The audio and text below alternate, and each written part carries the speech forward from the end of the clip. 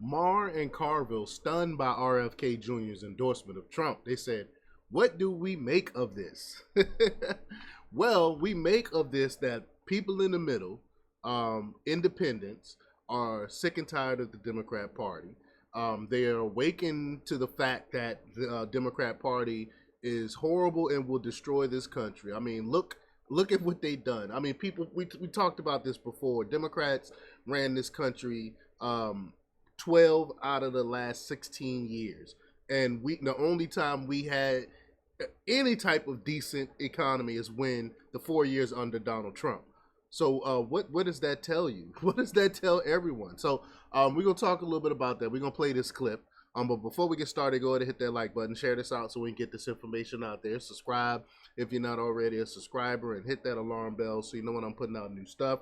Also, check out my link tree in the description. It has a link to my Patreon. That's where I talk about things that I can't talk about here. All right, so let's talk about this news. Now, this comes from InfoWars' Jamie White. And he reports that HBO's Real-Time host Bill Maher and Democrat political strategist James Carville struggled to come to grips with Robert F. Kennedy's endorsement of former President Donald Trump. Let's just play this clip here. Here we go.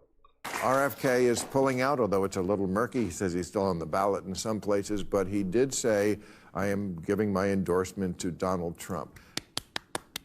I think it's a good. I mean, take it. I tell you, I'll take it too. For those of us who are a certain age, who grew up with the Kennedys, I mean, to have a Kennedy endorse not just any Republican, but the worst one ever. In your opinion? What do we make of this, gentlemen?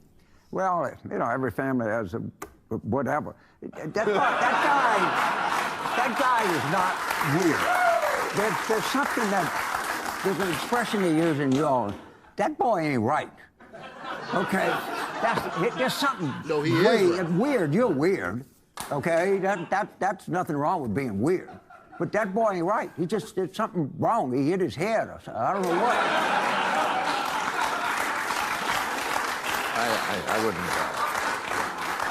I wouldn't go that far, but I would. Okay. You hear Crenshaw? See, Crenshaw is not a conservative, man. Crenshaw is terrible. That's another rhino that we need to get rid of. He came in talking that good stuff, though. I remember when Crenshaw came in. He came in talking good, you know, war veteran, all this other stuff. But he turned out to be a political hack. He turned out to be a rhino. But anyway, what else could James Carville say? I mean, could he admit that his party is a failure? Could he admit that they even lost? Today's Democrat Party wouldn't even welcome JFK. Could he admit that? Of course not. So of course he would have to give a jab like he did.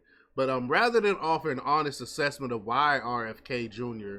would choose to defect from the liberals to endorse a Republican, Carville simply dismissed him as crazy and weird. And for Carville to call anyone weird, of someone in the Democrat Party, to call anyone weird is just beyond me. It's just beyond me. During his address to the nation Friday, RFK Jr. condemned Democrats for becoming a shadow of their former selves. And it's true. He said they've, quote, become a party of war. That's a fact.